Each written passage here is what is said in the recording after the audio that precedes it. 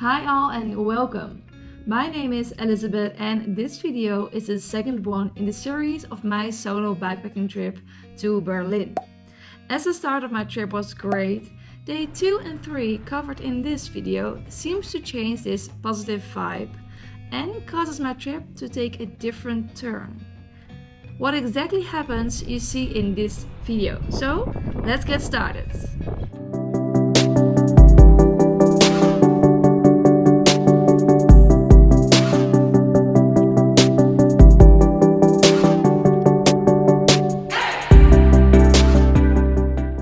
After an okay night of sleep, I woke up to the sound of raindrops falling on my tent. I looked at my phone whether the rain would stop within an hour or so, but it said it would only get worse. Therefore, I decided to get up and get ready for the day. The forecast of the rain didn't really bother me too much, as I had experienced several times during bike rides that the rain forecast turned out to be more positive. Little did I know how the day would turn out. While raining, I gathered all my stuff and already soaked, I jumped on the bike. Today it was the plan to bike from Tecklenburg, where I had spent the night, to Bielefeld. Since I was a bit cold, I kept a fairly fast pace when cycling to keep my body temperature high. I, however, didn't have a sufficient breakfast as I couldn't find a shop to buy something and I only had an apple and some nuts with me. As I biked through beautiful areas, I could not deny that my body kept feeling more cold despite the physical effort of cycling.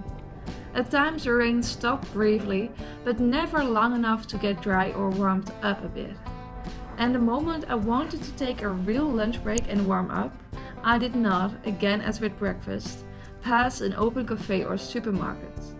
And stopping by the side of the road to eat one of my snacks was not a good option, as I would cool down even more. At this point of the trip, I was constantly in doubt about what to do. Find a shelter and put on some dry clothes and sit out the rain, or deviate from my route to find a cafe, or continue cycling until I found a place.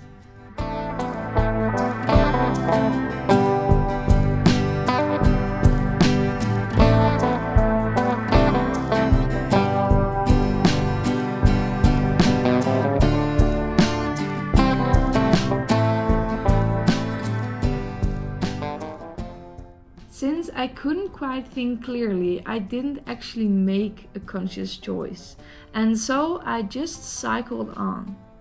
Until I finally biked through a small village that had a bakery. So I jumped off my bike and walked, totally soaked, inside and picked a rather weird combination of food. A cheese croissant, a chocolate something and a Capri Sun. Comfort food for sure. While sitting inside enjoying this lunch, I got confronted with how cold I actually was. While eating, my hands started to tremble and so did my whole body. It didn't feel good. However, at this point, I still had in mind that I wanted to finish the day. This bakery was located in Bad Leer and I already biked 35 kilometers of the 75 in total. So I felt like I was almost halfway there. So I didn't know what to do. Then I saw that my mom texted me half an hour ago asking me how I was doing. So I decided to call her and she directly noticed that I was not doing well. She gave me an advice that would change the plan I had in my mind and wanted to complete so badly. Biking to Berlin by myself. However, being stubborn isn't always a good thing, so I decided to follow her advice. I called my grandparents, who were traveling with their camper in the same area as I was in.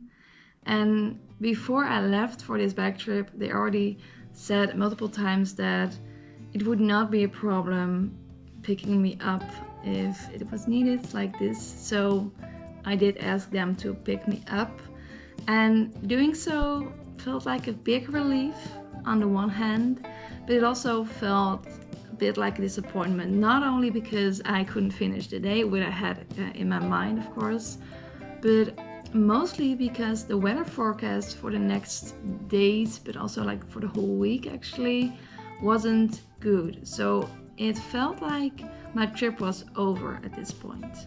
This mood, however, changed very quickly when they arrived and picked me up. In the camper, I could refresh myself and warm up, which was much needed. A cozy evening and night spent in the warm camper did me good, and after waiting in the morning for the rain to disappear, I got back on my bike the next day. This third day of the trip was a hopeful one because the weather was much better than predicted. Like much better. As you can see, no rain and even a blue sky sometimes. Instead of leaving from Bielefeld, which was my original plan before I got frozen due to the weather, I left from Bad Pyrmont. The goal of the day was therefore only 25 kilometers to Hamel, so I tried to enjoy every second of it.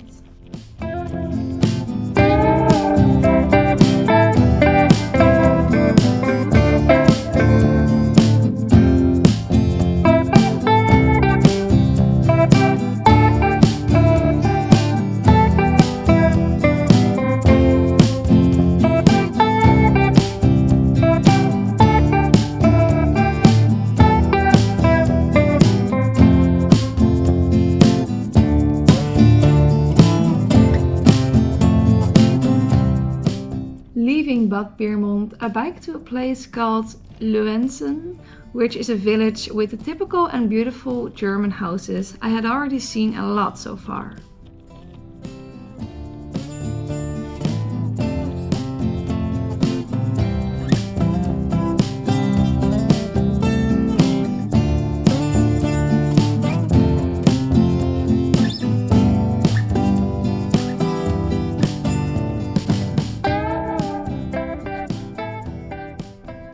Then I encountered some beautiful landscapes which made me again realize why I love bikepacking so much.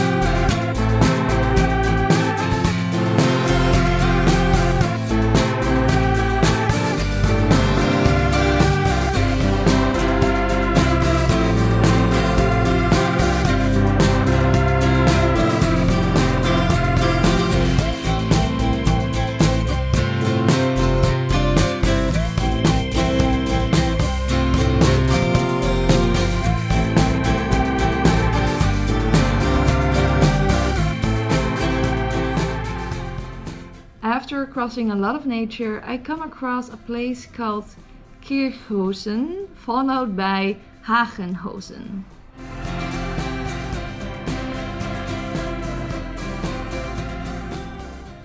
I'm really sorry for all the German-speaking people out there for how I pronounce these names. And then I arrived in Hamel. Despite the good weather, my grandparents and I had decided to meet again for the night, as I really liked spending time together and cuddle with their dog. But also because the weather was still predicting the worst. That was it for this second part of my trip to Berlin. If you want to know how this bikepacking trip continues and if I make it to Berlin, then like this video and subscribe to my channel so you don't miss out next week's video. Thank you for watching and see you later. I